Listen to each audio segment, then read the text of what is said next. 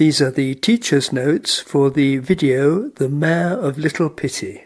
Tell your students to watch the video before the lesson. In other words, set it as homework to be done before you talk to them. That probably sounds counterintuitive, so here's the reason. The main idea is to create a situation where everyone in the class understands what we're talking about. Your students will get much more benefit from the conversation if they come to the lesson fully prepared. Encourage them to watch it more than once, because there's a lot of detail to absorb. What's in these teachers' notes? Page 2. How to use the video, The Mayor of Little Pity. Page 3. The 7 problems. Page 4. Solutions that don't work. Page 5, 30 comprehension questions with the answers. Page 6, some real questions to ask. Page 7, other videos in this series. How to use the Mayor of Little Pity video. The Mayor of Little Pity is for developing speaking skills in secondary schools where English is taught as a second or foreign language. The level of this video is around A2. The vocabulary used is clarified by the pictures. It is suitable for students aged between 13 and 16. Begin the lesson with a few comprehension questions to see whether they understand the situation. You'll find 30 comprehension questions later in these notes, together with the answers. Put the students into pairs or groups of 3, matching each weak one with a stronger partner. The aim of this pairing is to ensure that the weaker students are fully involved. We need to draw them out of their shells. Next, set a time limit to think of a solution. They should try to solve all 7 problems. Tell the class that the mystery can be solved in many different ways, not just one. There is no one right answer. It works best if each pair presents a solution in the form of a dialogue, not just as separate solutions to each problem. Call a pair or a group to present their ideas. Insist that they take turns to speak. We don't want the stronger students to dominate the conversation. As they speak, make notes of anything that doesn't sound right. Then ask the class, does their solution work? Very often there will be something that doesn't fit the facts set out in the video. Get other groups to point out these issues if you can. Then call another group to present their ideas. Is there a simple solution? Well, there are many ways to solve the mystery. They cannot be simple because there are 7 different problems to consider. However, some solutions are much simpler than others. These are the 7 problems that students have to solve. First, who killed Mr. Brown and why? Number 2, who put the knife in the kitchen and why? Number 3, who put poison in Mr. Brown's glass and why? Number 4, who hit Tina with a bottle and why? Number 5, who put the bottle under Tom Smith's mattress and why? Number 6, the blood on the bottle came from Mrs. Brown, not from Tina. How is that possible? Number 7, the 2 murders are connected. What is the connection? Examples of solutions that need to be challenged. In my classes, many students presented ideas that didn't fit the facts. Here are some examples. Some students said that Mrs. Brown killed Tina. My response? Physically impossible, because Tina fell on top of Mrs. Brown. Some students said that Tom Smith killed Mr. Brown because he was angry that the hotel did not have a restaurant. My response? Can you really imagine anyone committing murder for that reason? Some students said that Martha killed Mr. Brown because he was pressing her to sell her restaurant. This doesn't make sense, because Martha is a strong-minded businesswoman. She only needed to keep saying no. One student said that Mr. Brown and Tina were lovers. He killed her to prevent her from revealing the secret. My response? Physically impossible, because Mr. Brown died a month before Tina. One student said that Mrs. Brown put the blood-stained bottle under Tom Smith's mattress to frame him. My response? She was seriously injured and unconscious, so how could she do that? Several students said that Tom Smith killed Mr. Brown and Tina and attempted to kill Mrs. Brown so that he could inherit the hotel. Response? But Mark, the young son, would have inherited it, not Mr. Smith.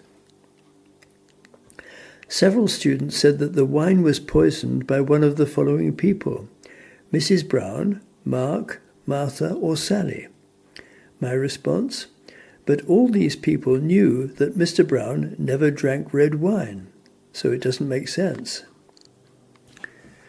Here are 30 suggestions for comprehension questions. Number 1. What's wrong with Mr. Brown's hotel? Suggested answer: it doesn't have a restaurant. 2. Why is Mr. Brown so worried? Suggested answer: because an expensive hotel usually has a restaurant. Number 3. Mr. Brown meets Martha, the owner of the restaurant, every morning. What do they usually talk about? Answer: the menu for dinner. 4. Mr. Brown wants to buy the restaurant. How much does he offer? Answer: £500,000. 5. Martha doesn't want to sell her restaurant. Why not? Suggested answer: because it's her life's work. 6. How often does Mr. Brown have lunch at the restaurant? Answer: every day. 7. What does Martha notice when she checks Mr. Brown's table? Suggested answer: it is incorrectly laid, or the knife and fork are on the wrong sides, and the glass too. 8. Does Mr. Brown like chips? Answer: no, he never eats them. Number 9. There's a glass of red wine on the table. Why is Sally, the waitress, surprised?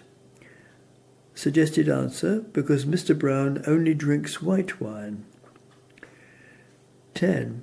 Someone stabbed Mr. Brown in the back. Where did this happen? Answer: just outside the restaurant. 11. Where were Martha, the owner, and Sally, the waitress, when they heard Mr. Brown scream? Answer: in the dining room. Number 12. Is it possible that Martha or Sally stabbed Mr. Brown?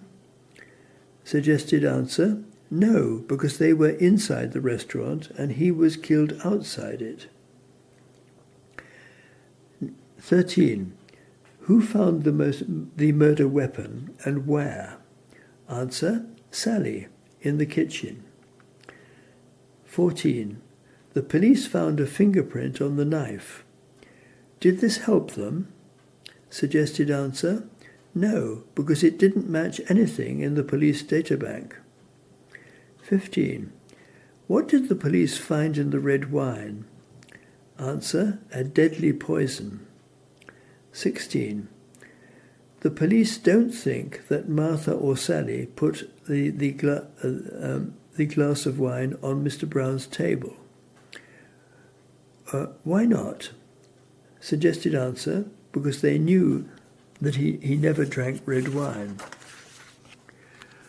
17. Who inherited the hotel when Mr. Brown died?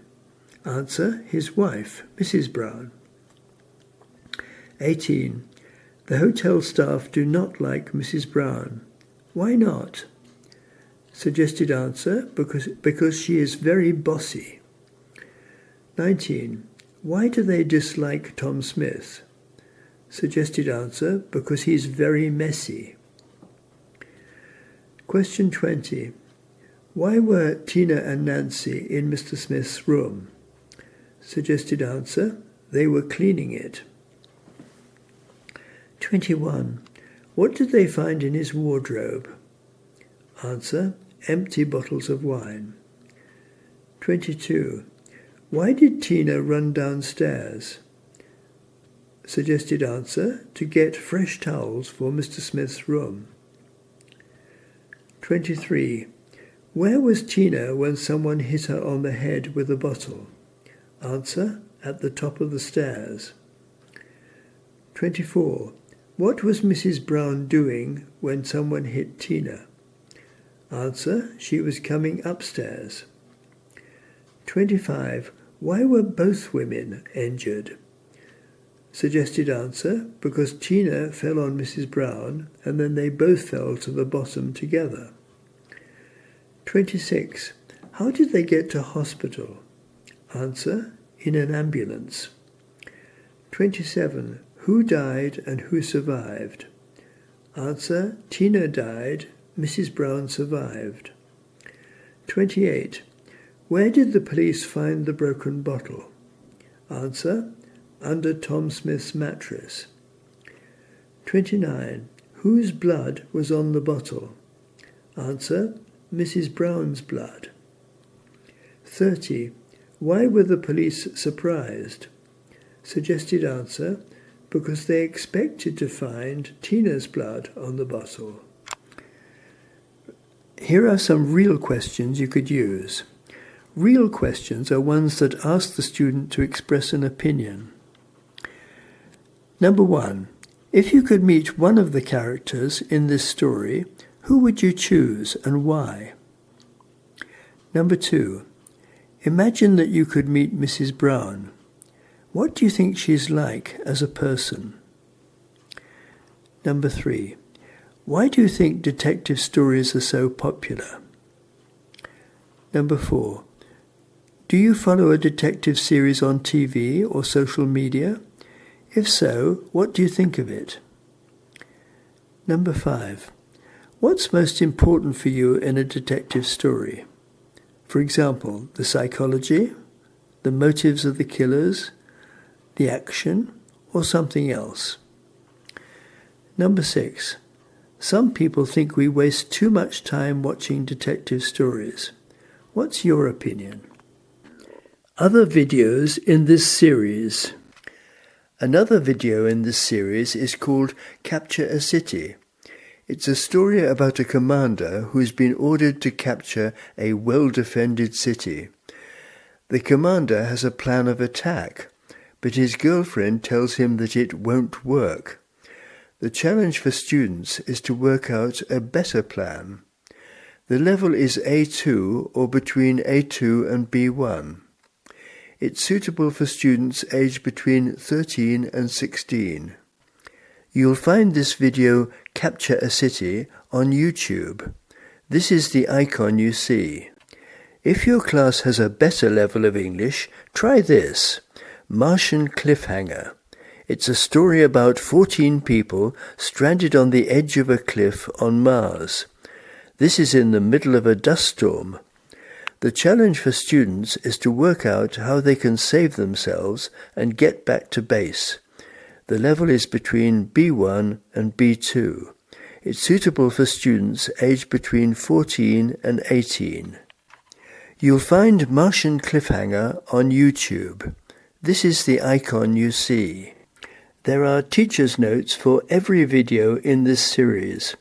This is the YouTube icon for the teacher's notes for Martian Cliffhanger. How this video was tested. I used an earlier version of this video in numerous classes in 2 Italian secondary schools over a period of 3 years.